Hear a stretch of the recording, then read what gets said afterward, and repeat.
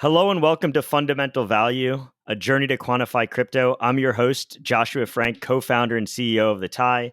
On Fundamental Value, we speak with the leading hedge funds, analysts, trading venues, and digital asset market participants. Our goal is simple: to understand how the leading minds in the cryptocurrency space are researching, analyzing, and quantifying the value of digital assets. Remember, the podcast is now available on Cointelegraph, is being distributed through them. So you can check out the podcast and other deep explorations of blockchain trends at Cointelegraph Magazine, which is www.cointelegraph.com/magazine. And so, very quick disclaimer: nothing here is investment advice. Read our show notes for the complete disclaimers. But let's get right into it. I'm super excited to be joined by Rob Levy, who is the co-founder and president of Hxro. Rob, it's so great to have you on. It's really great to be here. Thanks so much for having me, Josh. And so the first question that we start with every guest is, what did you do before crypto, and, what initially attracted you to the space and eventually led you down the proverbial rabbit hole? That's a great question. I feel like, it's the first industry I've been in where I actually feel a little old, like a boomer in crypto. So that question you ask of many people, there's probably not much that they did before crypto. Like even you're young, you spent some time obviously, but only a little bit of time. But pre-crypto, I came from the professional market making, professional trading space. I was an options market maker on the floor of the CBOE and then on the floor of the CME. And that was my professional life pre-crypto. I learned about options and options market making when I was in college. During the summers, I clerked at a trading firm at the CBOE, and I'd spend every day of the summer down on the floor in the trading pit, standing next to one of the firm's top traders and clerking for him, holding his handheld little HP, little Jornada type of computer and entering all the trades he made. He'd tell me when he bought and sold.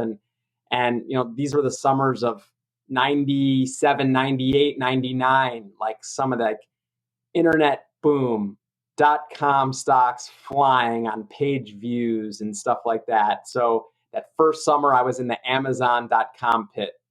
And, the guy I traded for he was a legend on the floor. So fast, so good. I mean, this was still open outcry trading. This was like before the electronic markets really took hold.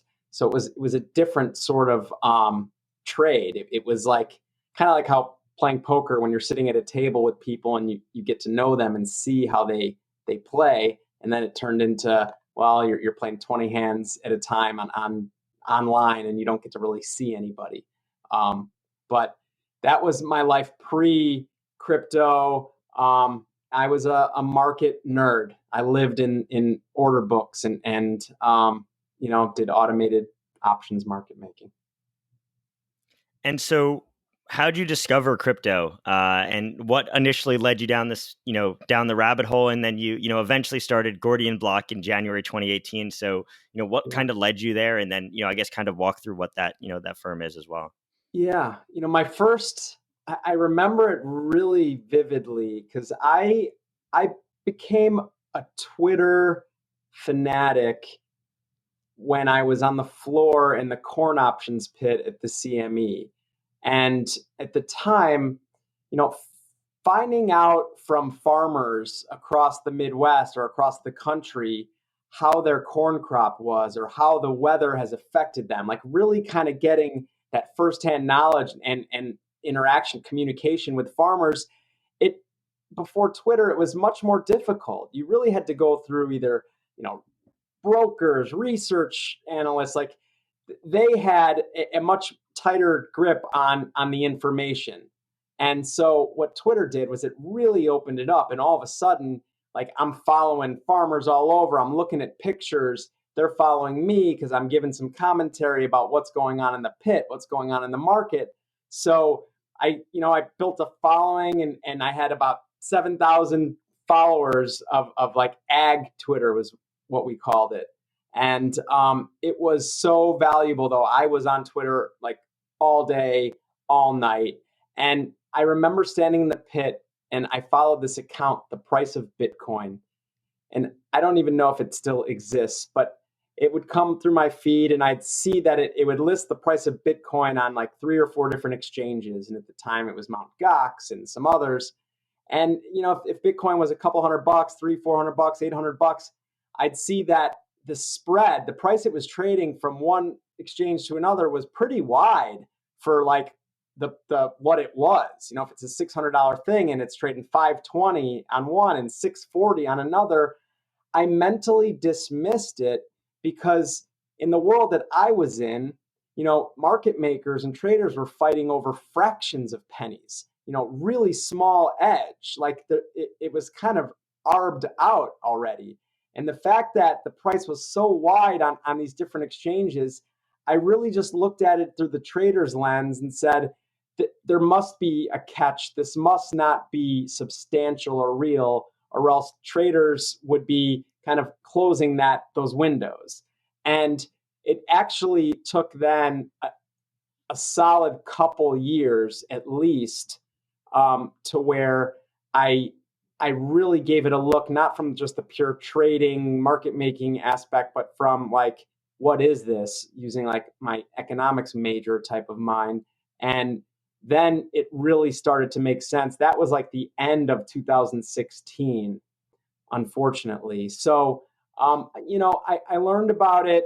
I wouldn't say early at all, but now it's 2021. So is the end of 16 early, of 17 early? Maybe. I mean, it was kind of before. Relatively speaking, it is. Yeah. It's the funniest thing that you said there though is that you were on farm Twitter, and it's funny because you're back on farm Twitter. It's just a different type of farm Twitter this time around. That's the funny thing too. When I learned that they called it the corn, right? And then when yield farming picked up, I'm like, Jesus, this is like an alternate universe. It's like corn. I was a corn trader, and now I trade the corn, but it's a different corn. And now we're talking about farming. And some of my ag Twitter people who still follow me, the ones who didn't unfollow me after I turned all crypto talk, like they're probably looking at it like, what the hell is he talking about? Farming and yield and all this stuff. And the corn has a bid when the corn is, wasn't moving.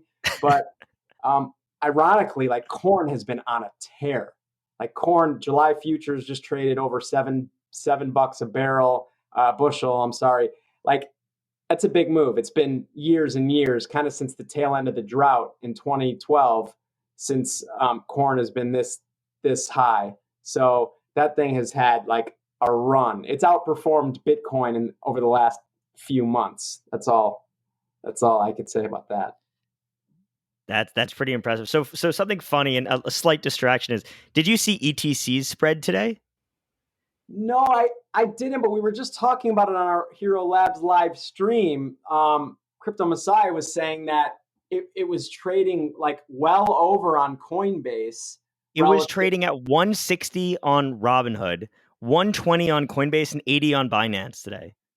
That's insane. What does that mean? So the supply, like, how come they can't close that ARB? Like, we've got Alameda Research making markets. We've got Jump. I was saying, if Alameda and Jump haven't closed this, something is wrong, and I'm not getting in on this trade.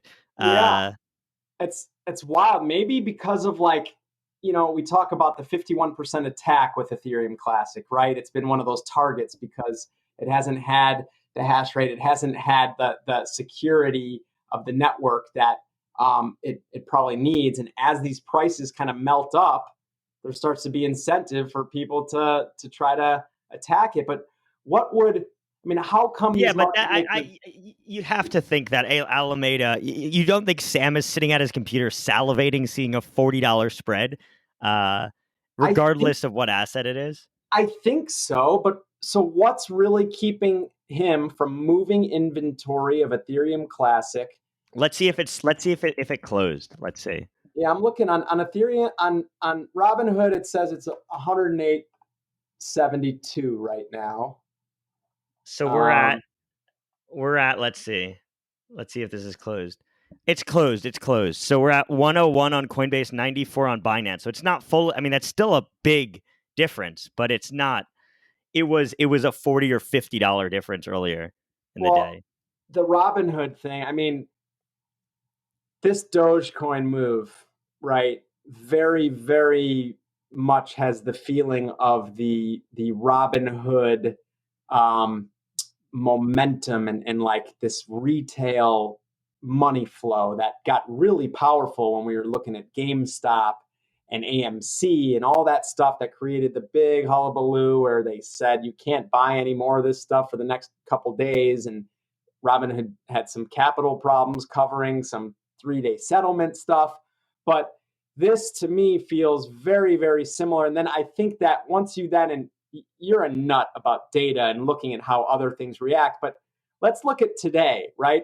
Dogecoin is now, it traded 69 cents overnight. It's like an $80 billion market value. Insane. I mean, even the biggest of Dogecoin, like bulls or supporters, think this is absolutely crazy. And now we look at the other 6 coins that are listed on Robinhood. We've got Ethereum Classic, which is up 35% today, right? This thing was up even higher. So now we've got Bitcoin SV, which, you know, I don't like to speak negatively about a lot of things, but come on. Come on. It's up 20% today. Bitcoin Cash up 38% today. The other Robinhood crypto offerings are leading the charge. So this is very retail driven. This is like, I mean, I don't want to say, it's not that it's dumb money, but it's popular money. It's like, what would you call it? You guys, I mean, it's retail. It's a retail rally, right? I mean, I think, and we can dive into this a little bit more, now or later. But I think it's interesting how disconnected. There's the institutional crypto assets and there's those retail assets. And you and I have had these conversations before with like Theta and Cardano and these different assets which are being driven by YouTube and by TikTok. And then it feels so disconnected because us in the crypto industry, we look at Ethereum Classic, and with the exception of Barry Silbert, we all laugh. And I love Barry. I think he's a great guy. I don't really understand the investment thesis behind ETC. But ETC's trading volume is up 480% today. Its Twitter activity is up 1,100% today. I mean, its price is up 42.5%. I mean, Bitcoin Cash is seeing a 142% spike in trading activity. Dogecoin 184%. I mean, Dogecoin, look, take it with a grain of salt, this volume metric, but $40 billion in volume traded today. I mean, I would assume there's no stock that was traded that much today in the entire stock market. It's really, really crazy. And I was talking to a big liquidity provider earlier, just kind of like, this is nutty. And he asked if I had any Doge to loan him, and they're looking for physical Dogecoin so that they can properly make markets and provide liquidity on the spot exchanges. When you're talking about real coins and you're buying physical coins, you need to have that physical coin inventory on that exchange. And if it's a one-way street, like even the market makers who are doing the most volume and trading it everywhere, like they could even get low on inventory and they can't offer something that they don't have. So then they've got to go to the, the offshore exchanges, the ones that have futures and derivatives on it. And they need to kind of take short positions there. And then you can kind of gauge that funding rate in those markets. And I've been watching that.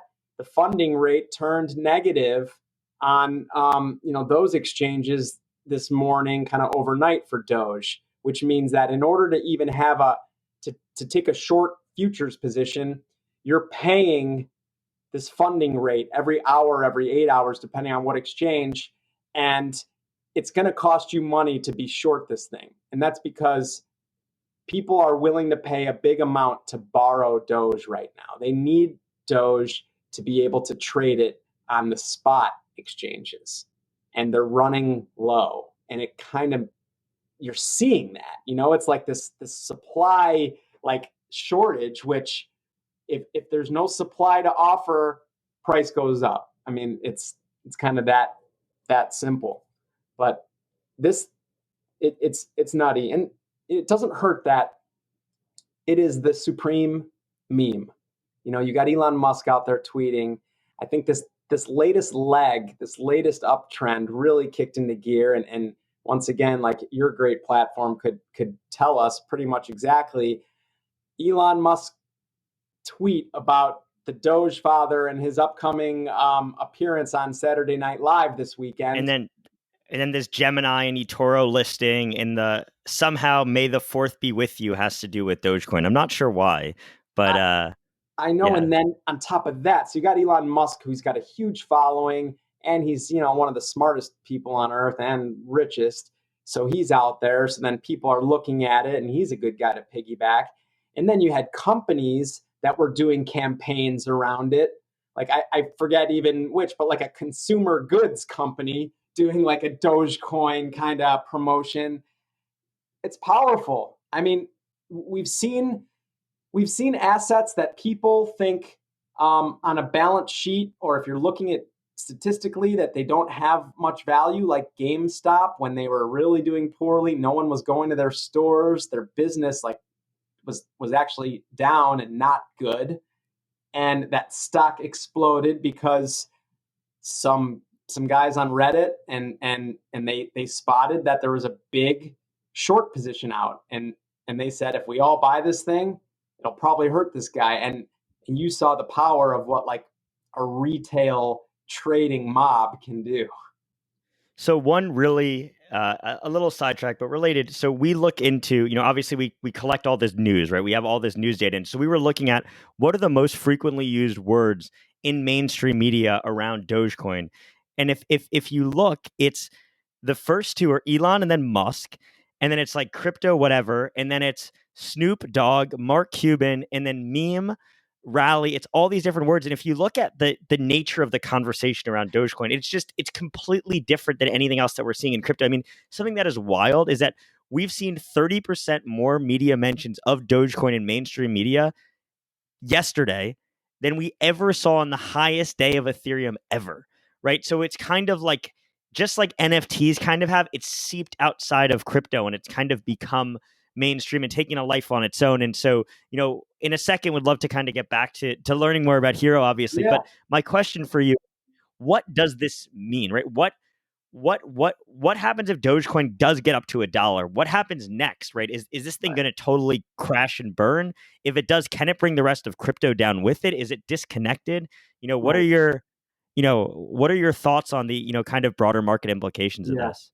Well, my thoughts as kind of a lifetime market guy and guy who's watched order books and watched charts and the tape, and kind of been a part of the order flow and the movement in different commodities, different assets, is that most of the time when you see an impulse move, when you see a move with such power and force, you pull up the Dogecoin chart and you look at something going from a penny to 70 cents, 70xing in a short amount of time, and you see the power of it and the parabolic rise, is that it's not that what goes up must come down, but it's that energy.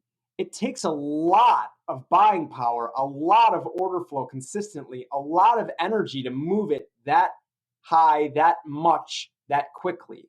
And when you get like a slowing down of the acceleration, or you're not getting that same power for a period of time, or even on the chart, some of like the internal technicals will start to slow down and you'll start seeing, the momentum indicators are turning down for Doge. After you've gone so far, you tend to see pullbacks. And a lot, that $1 Doge number has been a big kind of meme level. If it goes to $1, it's not out of the question. It's trading 62.5 cents right now. It traded 69 cents overnight. It's not too far away from hitting $1, but you start to think about the friction of moving something after it's gone so far. Even more, it gets difficult, and I would imagine we're going to get a lull there. And we've seen it happen with Doge many times, and we've seen it happen in crypto. Almost every single asset that's seen a markup that aggressively, that quickly, you see a pullback. And a lot of times, unfortunately for people who never sell after these run-ups, these pullbacks in crypto can be extremely deep. I mean, we're talking about 50% to 80%. And I mean, even Bitcoin's done it many, many times, right? After that run up to 20,000, it traded back down to if 3,000. Doge goes up to $1, it's a $120 billion market cap. If it corrects 90%, it's still more than a $10 billion market cap for a meme. Yeah. I mean, that's pretty exceptionally large. Yeah. I agree with you. But the one thing we've learned from the last few years and from just the market in general is things can move a lot farther than we all think they can. Both directions. That's higher or lower, right? No one thought the crude oil futures would trade $40 negative, last year. Things can move. Like no one thought that GameStop stock could do what it did. Even Tesla had 10x'd in a year, and that's like one of the most closely followed stocks out there. Stuff can move way farther than you think it can. So that's something to be aware of. And in crypto, it tends to do just that. And that's up and down. So if it overshoots on the upside and goes to $1, it's not out of the question. It's actually pretty decent probability that it's going to come back down below 50 cents, maybe even 40, 30, 20, because it's moved so much. And some of these values are just, they're mind boggling.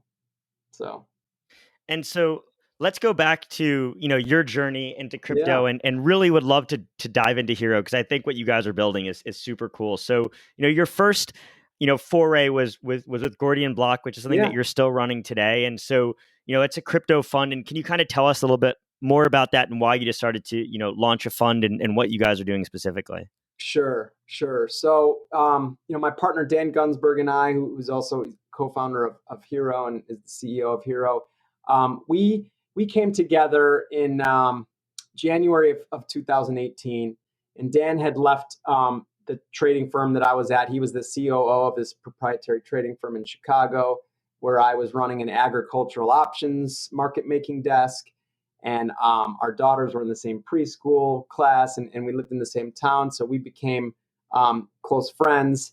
And, it was very clear to both of us that something very, very special was going on in the crypto markets, right? We were both professionals in markets. And regardless of whether we thought Bitcoin was like a true technological game changer, which we both did, regardless of what we thought of these assets, the trade itself was crazy.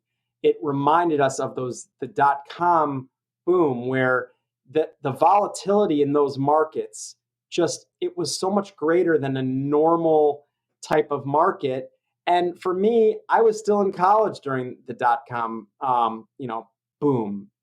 Dan he traded it, and he traded it well. So we both had that feeling, and it was one of those feelings like, to me, I wasn't going to miss this again. Like, it triggered something in me, because I remember that feeling in college, and I'm like, there's not going to be a market like this. This is too good to be true, and I'm missing it. I'm in college. So I was not going to miss something like that again, and it was worth getting involved. And I'm one of those guys where you can't just kind of do it on the side. You got to go all in, because that's when the real magic happens. And so we joined. We started started trading together a small fund named Gordian Block, and we launched that in February of 2018.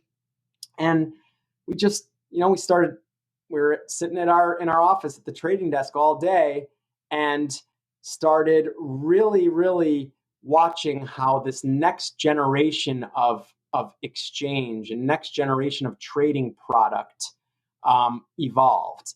And it was fascinating. And one of the best things about crypto was, at that time, people were putting out white papers, and it was a lot of vaporware. Nothing was really being used except trading products. So we thought, we had talked about different contracts, different types of products to trade. And we came up with this one type of option that we named Moonrect, and it was peer-to-peer. It wasn't like putting the trader against like the high frequency market makers. So there wasn't a space race. It was a true peer-to-peer contract. It was actually parimutuel, meaning that each outcome has a pool, and you put your funds into the pool, which you think is going to be correct. And at the end, the winning side takes the entire pool. So the same as like horse racing. Exactly. So we came up with what we called Moon Rect, and it was on Bitcoin to start. Like, will the next 5-minute candle be green or red? Will Bitcoin close it higher or lower? Moon, which is what we call when something goes higher in crypto, and then in Rect when something goes lower. So we decided we were going to build a prototype, and so we funded a big part of it through Gordian Block, and then we had some we had a small little seed round, and in January of 2019 we had the MVP ready to put in people's hands, and we did a private beta, and we wanted people pounding on it and testing it, and helping us iterate to get it into better shape. And just from the first minute, we opened it up on New Year's Day to like 35 kind of crypto Twitter, big traders and I don't want to say influencers, but kind of in the circle, and they fucking loved it. Like, we went crazy on it, and I'm talking about people 14 hours straight. Like, people were they couldn't put it down, and it was 5-minute Moon Rect, and this was like kind of in the heart of a bear market. Bitcoin was about $3,800 when we put it out, and people were down in the dumps. The trade was not good at that point.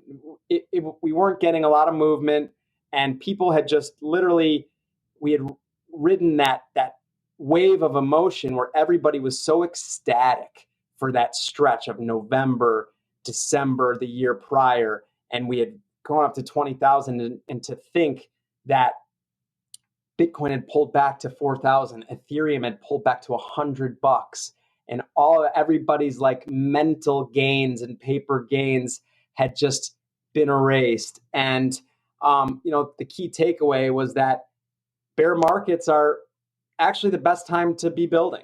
You learn a lot about your product, you learn a lot about the community, and who really is in it to build quality applications and protocols, and that was a really key takeaway. And from then on, it just grew. That private beta really grew. We iterated on the product, and it really became something that we were really proud of. Yeah, and I mean, I think, well, two things. The first, I'm totally with you on the bear market. I mean, I started the tie in March 2018. Right as everything, we had a little bit of run left in ETH and a few other assets for a couple weeks when I got started, and then it all kind of went downhill from there. So, in the same boat, building through the bear market, and it lets you get ahead. We were building when other people didn't want to build and didn't want to enter the market, and I guess positions you well. But I think your point on the success of Moonrect is the fact that people love gamification.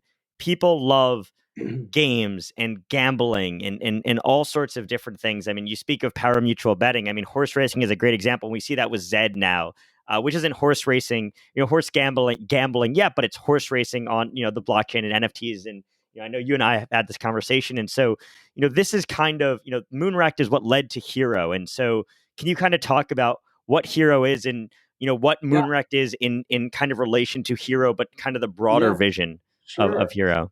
So Moonrect, Hxro, and we spell it Hxro because, Hxro, we were bringing kind of this X Games feel, this X factor.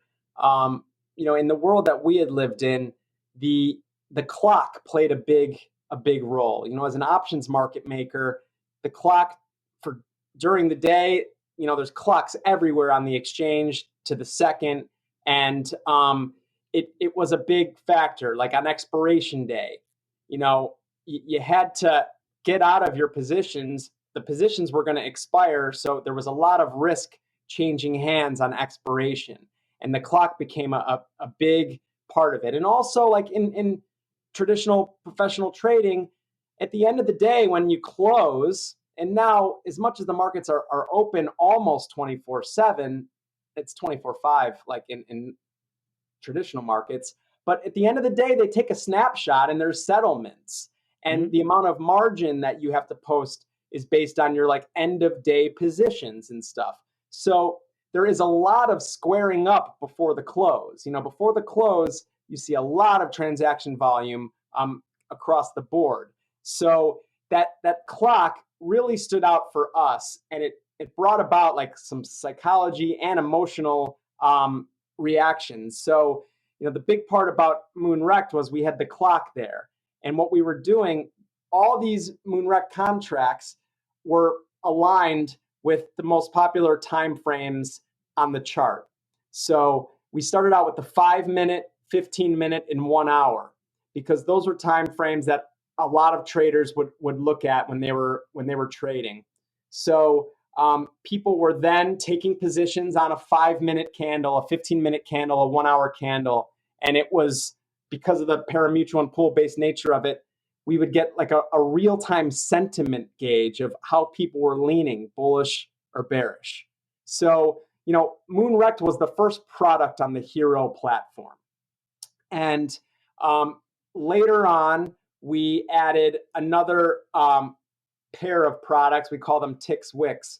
And those are contracts, they're options contracts that basically they're almost like prediction market contracts, where you've got something that's either going to be worth 0 or it's going to be worth 1, right?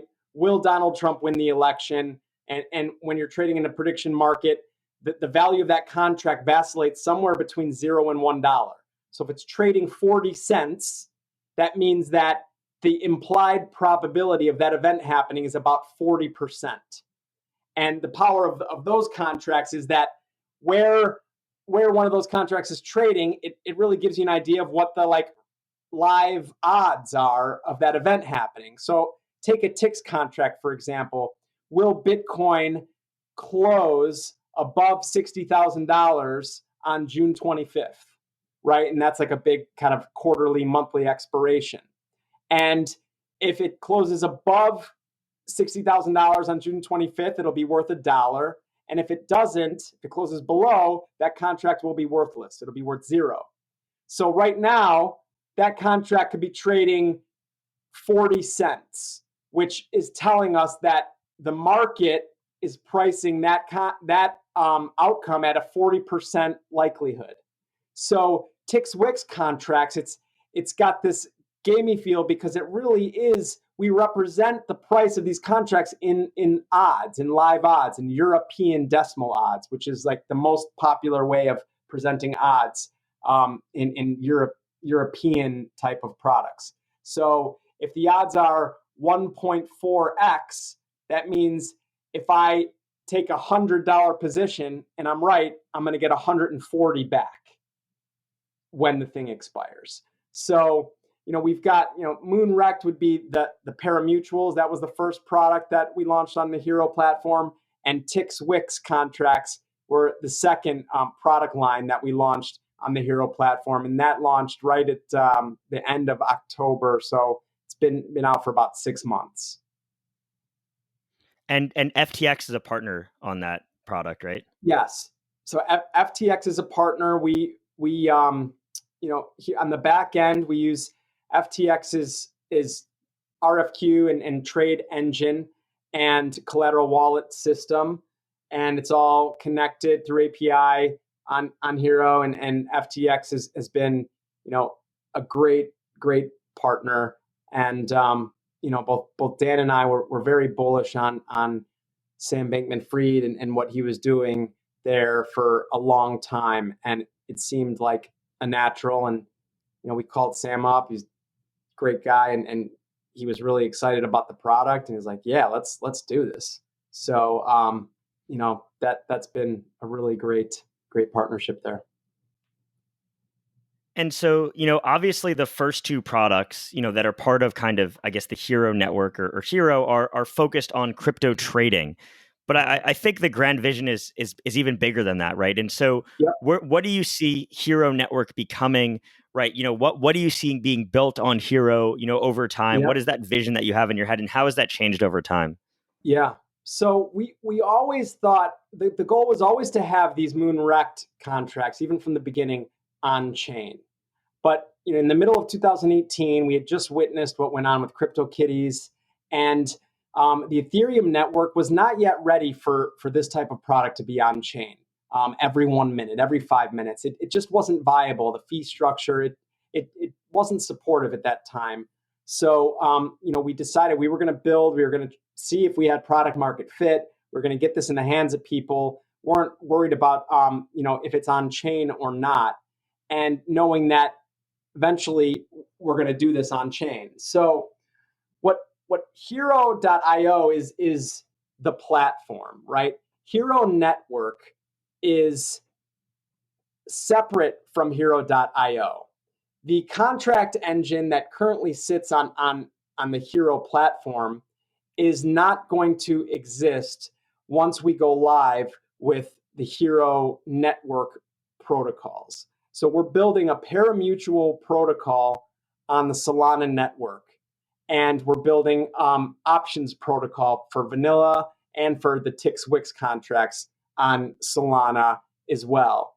Now that is going to serve as the contract engine for these products, and what Hxro.io, that it will just be the interface, right? We are going to plug into Hxro network, and how we represent this parimutuel protocol is through moonrect, right? But there are many, many, many other use cases for parimutuel contracts, and we found that there were many business operators out there that came to us and said, we would like to put this contract widget on our site. Can you do that? And so basically, Hxro Network is going to be the contract engine, and other operators, just like Hxro.io, the platform does, will be able to plug in to the network and get access to the liquidity and to the contract engine. And they will be able to offer similar products that could be in the market, could be in sports, could be prediction markets. Parimutuels are extremely useful. So Hxro Network is not owned by Hxro.io. It's separate, but we are a big supporter. Obviously, it's like Sam Bankman-Fried, how FTX Alameda, they don't own Serum, but they are a big community member. They're the driver of it, right? They don't own Solana, but they are, a big part of that network, a big participant. They're a leader there. And so that's going to be the same way that Hxro Network exists. And so, how do you kind of think through I mean, I guess you have two things, right? Because you have Hxro.io and you have Hxro Network. How do you think through competition? Because in a way, with Hxro Network, you're actually enabling competition of Hxro.io, right? Right. And so, do you view other cryptocurrencies as competition? Do you view centralized crypto native trading venues, more traditional market participants? I mean, how do you kind of think through that in your head? Yeah, no, it's a great question. Our main focus right now, we've got a very long-term view. We do believe that the future of exchange is going to be decentralized. It doesn't mean that it's going to be like flipping a switch and all of a sudden all this centralized trade goes to DeFi and decentralized, non-custodial. But we do think that the future is going to move towards decentralized exchange. Now, what we're trying to do is build that tooling and plumbing and create a foundation for that to be able to exist. And it's more about facilitating trade, creating liquidity that is meaningful, where people can go and actually hedge risk, where people can go and speculate, where there's still just making trades out of their own wallet. You know, they don't have to go to and put their trust in third party, or institutions like that. So that's what we're building. And yeah, there will be competition, and we are telling operators and people who are looking at these products, we want them to build to the network. Like the more parties that are using these contracts means the more value that accrues in the network. It means more liquidity. It means a better user experience. It means tighter markets, less slippage. It's everything that individual traders would want, lower fees, and that's what we're looking for. So while it opens it up to competitors of the Hxro platform, it also will add liquidity and will add value to the network. So it's something that we're looking 5, 7, 10 years down the road here, and think that the pie is going to be much, much bigger than 1, 2, 3, 5, 10 platforms can even handle, right? I mean, there is a tremendous amount of transactional volume that occurs on a daily basis in markets globally. So a big, big pie there. And I think, one of the coolest things about Hxro is just how much enthusiasm there is from the institutional side of the market, right? And all the investors that you guys have, or that have been attracted to participate in the Hxro network. Can you kind of talk to that and talk about that and some of the institutions? I mean, some of them are public, so obviously the public ones, that have kind of become part of this ecosystem, and some of them are actively engaged with it, right? They're not just investors. So, would love for you to kind of dive into that a little bit. Yeah, it's not something that happens overnight, that's for sure. I mean, this sort of thing, when you're building platforms, and it's more like building community, right? You need to earn trust. That's the first thing. What we've seen happen in crypto a lot, and through the 2017-18 ICO craze, and even the yield farming and a lot of stuff like that, is that there's a lot of get rich quick schemes, a lot of pump and dump type of stuff where people are just looking for a quick hit, and they're going to put out a white paper that may or may not get developed and try to raise money, and it was a space where it was kind of fast and loose, and it also, the fact that I'm a little older, Dan's a few years older than me, but we've got some gray hair. We spent 20 plus years, each of us, in the derivatives markets, in finance. That helped, right? I mean, when you can establish some trust, and then you also are a little bit older, you're not necessarily as naive.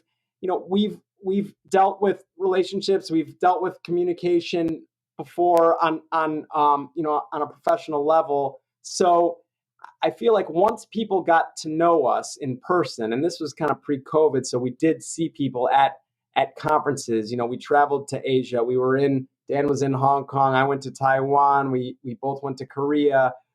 Dan went to Toronto. We went to Miami. I mean, we were traveling. So the more people kind of met us in person, we connected with a lot of folks, and that was one of the best things is when you do connect with early adopters. There's so much enthusiasm, so much passion, that they quickly can become like avid supporters. And that's really critical when you're trying to build community and you're trying to build a user base, and when you're introducing people to like a new product that they have not interacted with before. And so I think that really helped us. Like the fact that we were a little bit older, I kind of feel like I'm a boomer in the crypto world, but we were a little bit older, and I think that played a role in gaining some trust. And when we met people in person, it was clear that we knew how to kind of handle ourselves and interact with pros. So. And so, you mentioned earlier that Hxro has now joined the Solana ecosystem, which is, become the hottest ecosystem in crypto, I think. I think undoubtedly at this point, we had this excitement about Binance Smart Chain, and now it's kind of a lot of the focus is shifted to Solana, but you guys were earlier. You guys were pretty early to the move to Solana. And so can you tell us about why you were initially attracted to Solana and, what the benefits of building on Solana are? Yeah, it's funny because we were early to the point where there were a couple of close advisors of ours and supporters who said, you guys are risking a lot here. Solana's relatively unknown, and you're risking a lot with your Ethereum community. We've been an ERC20 token, and it was not zero risk. Like, a couple of people were very concerned, and the bottom line for us, and we saw it happening in real time, is that some of the best and brightest in the trading world, in the derivative space, in the high frequency space, they were choosing to build on Solana. They had already started. They really, when you see real leaders going in one direction, and then you start digging in and you think about the reasons they were doing it, it just made all the sense in the world. For the, trading in general has become kind of like a space race, right? It's become a speed game when you're talking about the highest level, right? And obviously, going along with speed is fee structure, right? I mean, high speed, low fees, that's the killer combination for the trading world and for the future of exchange and trading. And that's where Solana stood head and shoulders at the time above anything else we had seen. And then we saw Serum, which they were able to execute a central limit order book on chain. And for those of you who don't know, Serum is the decentralized exchange that is built on Solana. It is, its supporters, obviously, Alameda Research and FTX, which runs one of the best derivatives exchange on earth for crypto. It's also, Serum's got some support from, another big player that trades probably the most volume globally in traditional financial products of anybody. And they've gotten really big in crypto. And they saw, Serum as the leader. They saw Solana as the, only chain to build on at the time. So at the time, we took some risk, but from our world, the risk was more going to be kind of like that. It would be risk for a different reason. It'd be that cultic, like, territorial risk where in the end it's kind of the sentiment risk, right? In a way, right? Yeah. Where this market, and we've discussed, is very, very, very sentiment driven. So even if you're making the right decision, it everything comes down to how is the market going to react? How are traders going to react? What is kind of the sentiment there? You're absolutely right, and it's crazy to see how that sentiment changed on Solana, and I'm sure you've got charts on it. Like, that thing exploded. I mean, it had that whole token unlock kind of event. I still remember Sam's tweet, "Sell me all your soul at $3." Yeah, I know. To some troll, I think it was like Coin Mamba on Twitter, and who was saying it was junk and it was going down, or he was short it, and that was like, literally, I saw that. I was already like long it, and I saw that, and I'm like, get out of town. Like you're not gonna get behind this thing where you literally have one of the biggest, most deepest pocket traders out there, and he's telling you, I'm $3 bid for as much as you want to sell me. Like, that's the type of thing I want to get behind, right? Like I want to be riding that wave. And so it really, like, from that day when he tweeted that, I mean, $3 to made a high of over $50 this last week. Did it you end up know, going? I remember I saw 48. I didn't see over 50. I I think it did. I know that for a fact, like the June future did. Right, right, right. I'll have to I don't know look about at. spot. Yeah. Yeah, I'd have to look. I maybe you're right. Maybe the spot didn't. I'm gonna look it up right now. Let's see where we're looking on. Yeah. So on Binance, the tether pair, it might have gotten a 50 print. Let's see. Um, It got close. It definitely got close. yeah, you're right. It might not have 49.88 might have been the 49.99 top print on Wow. Binance in the tether pair. Let's see Wow. Wow. on FTX. I'm sure it hit 50 somewhere, but no, I mean it's extraordinarily impressive that you guys saw that. And I mean, obviously, look, you're extremely plugged in with the trading community, right? A lot of these trading focused funds are holders of Hxro, right? I mean, that's your network, that's what you've built out. So I guess it makes sense. And you talked about Serum, but I'm wondering, are there any other Solana based products that have you excited in projects? There are. I mean, there are so many intelligent developers working on Solana right now. Really positive energy. It's tight knit community. They've got open arms that they're eager to grow. We're looking at there's Oxygen, which is working in the borrow and lend arena, um, which we're excited about. It's also the the founder, I believe, of Oxygen is the founder of is it Maps? What is it? It's not maps.com, maps.me, Maps.me? Yeah, I think .me. Yeah. which has like a legitimate massive user base. And his plan is to incorporate, DeFi, like Oxygen, this borrow lend, into Maps as well. So there's, you know, that's kind of the biggest thing here is we've seen what DeFi on Ethereum did last summer, with it was mainly an ETH DeFi thing. And then we just witnessed what Binance Smart Chain, which is more kind of like C DeFi, centralized DeFi, what they've been able to do.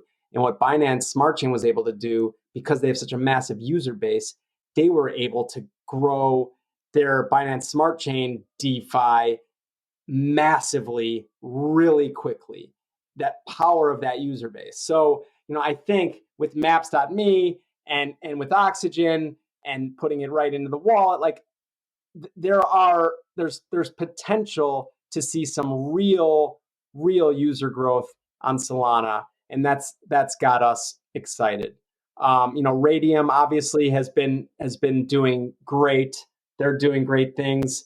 We're very big supporters of Serum as well. That's been doing great. Their volume continues to increase, and also the token itself has made a really nice move. And that is one thing in crypto where a lot of times that token action, you see Serum go from $5 to $12 in a month, and all of a sudden people are seeing it on CoinGecko and stuff, and then they're like, well, what is Serum? And then all of a sudden they're trying out Serum the DEX, and it really can draw more people in. So the big markup in value of the Solana network and the Solana network tokens is also very positive for getting more users to give it a shot and see what it's all about. So, you know, you guys are obviously building on Solana and super bullish, but what are your thoughts on this layer one debate? Do you see this as being a winner take all situation, or do you kind of envision a multi-chain future?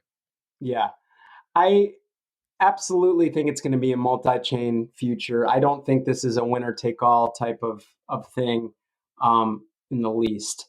I I could be wrong. It might turn out that way, but I feel pretty strongly that um, it's not the case of winner take all. I think we're still very early. Um, we're call it 1998 of the internet, right? I mean, the numbers are eerily similar when we look at the number of users of kind of AOL in 1998 matches very closely with the number of users of Coinbase.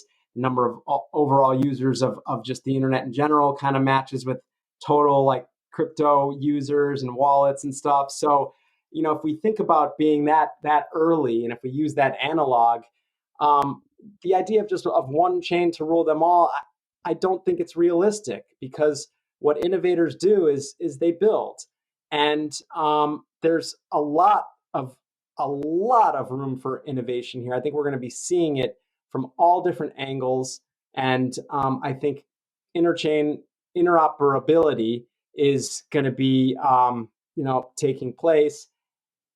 I'm not a one chain for all type of guy, but I do think that what Ethereum has done, the leader in this programmable money and the smart chain economy, this movement is incredible. I think Ethereum has developed tremendous network effects. I think that Ethereum will continue to be a leader. I think we're seeing a lot of enthusiasm, a lot of excitement about the upcoming EIP 1559. I think we're going to see Ethereum really kind of excel in my mind, because right now that the fee system, it was unsustainable, but fees on Ethereum have come down. They will be coming down more. And I do think that Ethereum will continue to be a leader, but there will be many other chains with other sort of, kind of key applications that will really start to compete. And it might be like sector by sector, you never know. But, I feel confident that there's going to be more than one winner in this race. And the bottom line is the value, right? If we look at that internet analog, that the 1998, from 1998 over the next 22 years, the value 72x'd of this like internet economy. So if we think about that, and we think if we are in that same place, because the charts do line up, the numbers line up, think about 72xing the value here.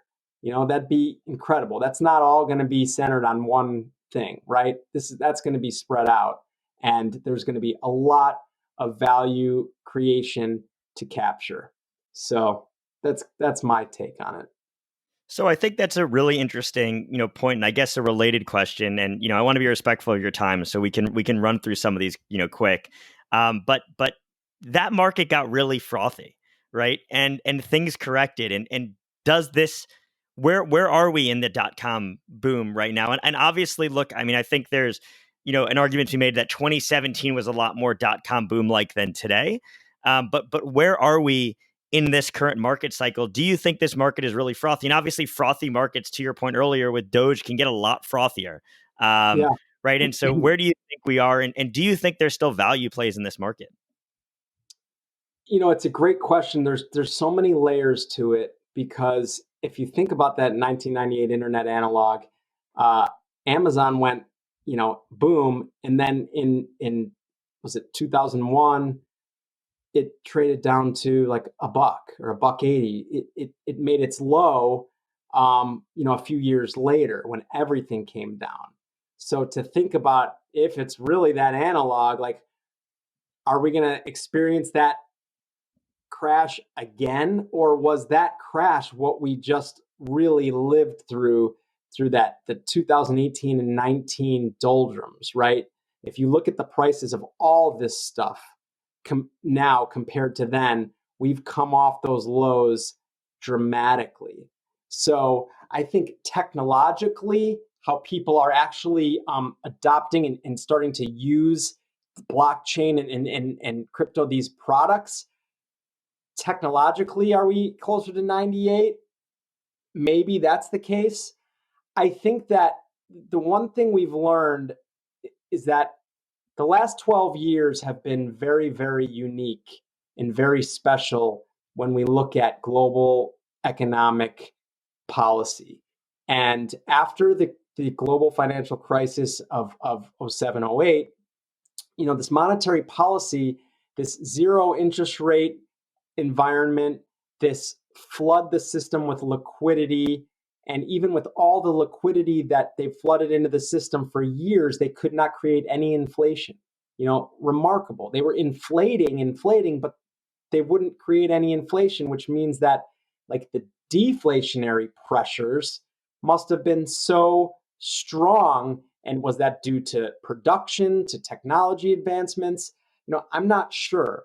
But the bottom line is right now, right this second, we're seeing asset prices revalue themselves a lot higher. Lumber's been the big story the past several days. It literally will not stop going up. It's made like new high after new high, and it is just on a tear. Commodities in general have just performed brilliantly. And is that more because of finally we're going to start to see some inflation show up because the money supply has been expanded by trillions and trillions of dollars, and that's not just in the US, but it's globally. I think we're definitely in this experimental zone when it comes to monetary policy, to where one of those major side effects is the price of assets going up in US dollar terms, in fiat terms. So that sort of fuel on the fire, and we see what's happening in lumber. You see what happens in something like GameStop or even in crypto. It's like the central banks are really telling people with 0% interest rates or negative interest rates, put your money anywhere else. Go find yield elsewhere. Put it at risk. So they're leading people into other assets, into risk assets, and that's what's causing kind of this melt up. Now, I just don't know how far that's going to go. We just experienced yesterday or 2 days ago, Janet Yellen was kind of playing the hawk, and more so than she ever did when she was the Fed chair, and it was kind of seeming like a good cop bad cop play between her and Jerome Powell, the Fed chairman. But people didn't like that, right? Everything went down that day. But guess what? The next day, everyone was in there buying the dip again. So people in these markets, when you think about this monetary policy experiment and you think that it's going to be extremely difficult for these central banks to unwind this policy, that it leads people into buying hard assets, it leads people into buying stocks and to take more risk. Everything is on a fundamental level looking expensive, but it doesn't mean it can't continue to move higher. And so one question that we ask all of our guests, and then I'll follow this up with my last question is, fundamentals, right? It's the fundamental value podcast after all, right? And so how do you value how do you define fundamentals for digital assets? And, does it depend on the token, and do fundamentals matter in bull markets in crypto?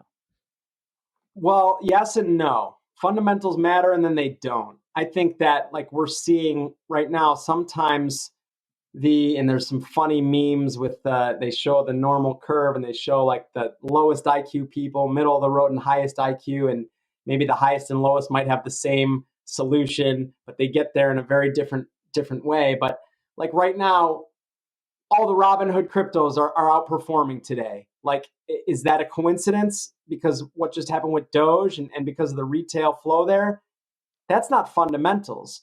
But is part of the fundamental analysis that, hey, Doge just mooned, Robinhood, those players are buying the hell out of this stuff. What are the other coins on Robinhood? And maybe we should take a position there. Like, to me, is that kind of fundamental analysis? It actually is. Like, I think about fundamental analysis and then technical analysis, which is pure charts. Like, it kind of is fundamental. Like, Ethereum Classic is on Robinhood. It's one of 5, probably going to moon. And there you go. It's up 35%. Now, if you really want to look at the fundamental analysis, you'd look at Ethereum Classic and say, no one's using this thing. It's not secure, yada, yada, yada. Your fundamental researcher would tell you it's bearish. Don't touch that thing.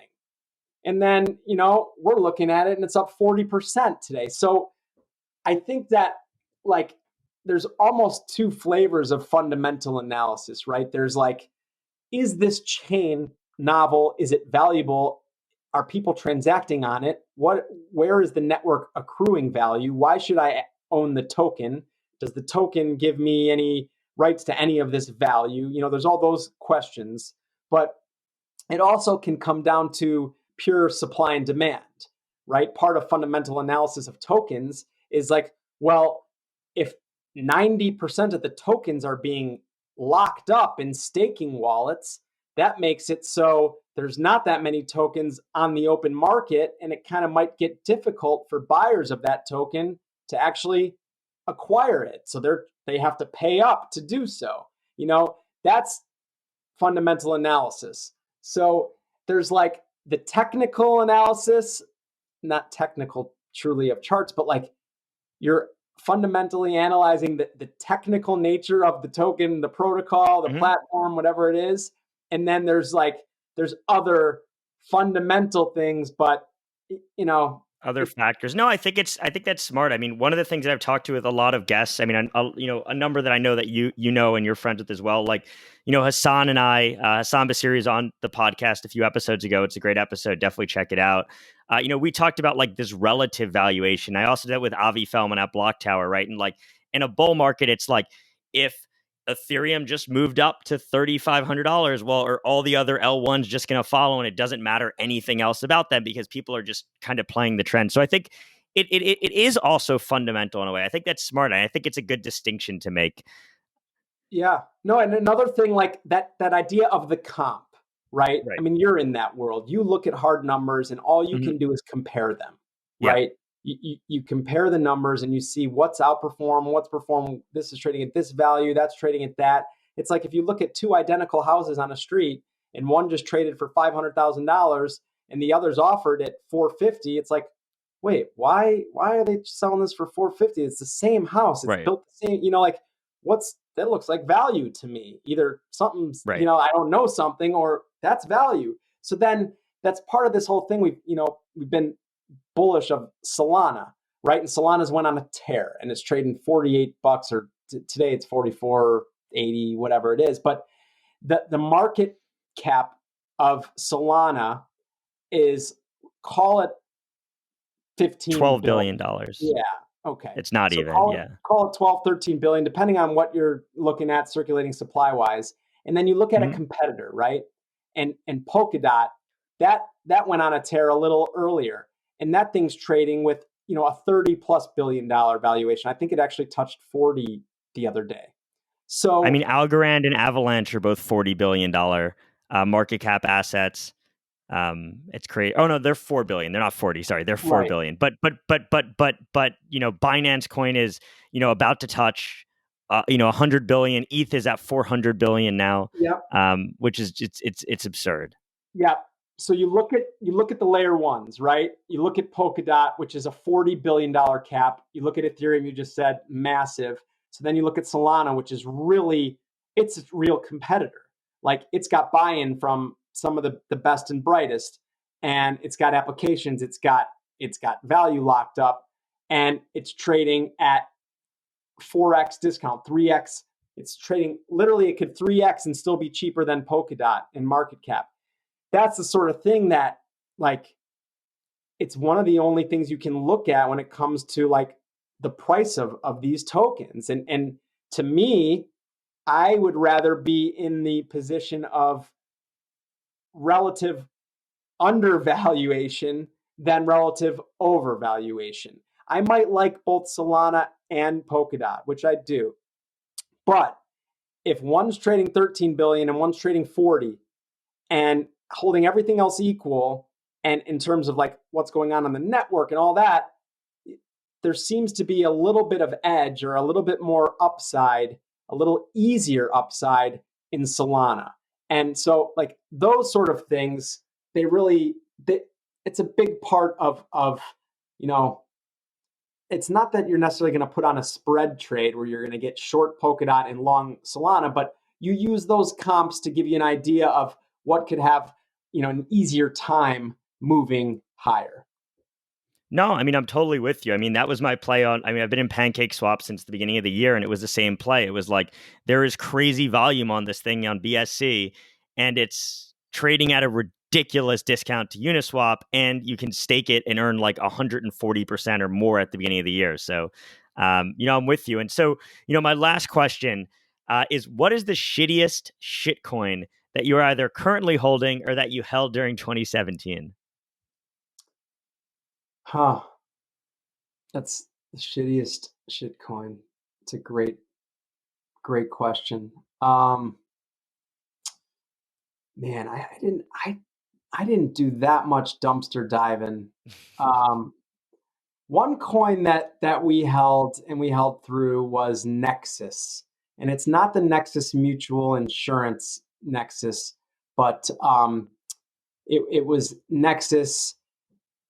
NXS was the symbol that we still hold. And the founder he's a really sharp guy, Colin Cantrell, and his father was like one of the founders of SpaceX. I mean, they're rocket scientists.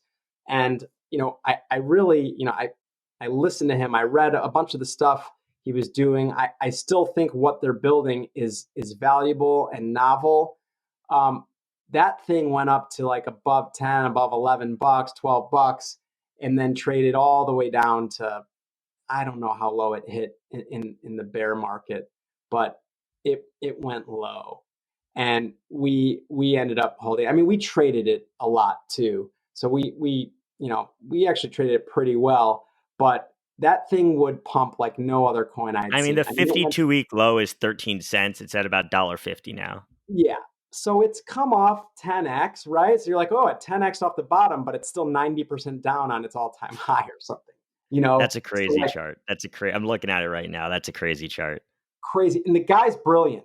I'm telling you, like, he's brilliant. It just, they haven't really been able to get the network effects. It just hasn't materialized. Doesn't mean it's dead, because you never know, never rule anything out. These are all kind of like options that never expire. It is a different sort of market, but Nexus was one that we did trade well, but man, we rode our bag that we never, that was our forever bag. We rode that down, and boy, it really cratered. All right. Well, I really appreciate your time, Rob. This was great. I would have loved to chat more about markets. I mean, we could chat for hours and hours and hours. So we may have to bring you back on to, chat trading a little bit more and chat markets. But, again, really appreciate your time. So where can people, follow you online, follow Hxro, find out more? And I'll drop everything in the description as well. Yeah. Well, you should definitely join the Hxro Labs Discord. It's phenomenal. We've got rooms in there with just specific charts. We've got like Crypto Messiah's got charts in one of the channels. We've got our guy Random Task, who's got brilliant charts. He's in there. We're talking about everything from shitcoins to DeFi to yield farming.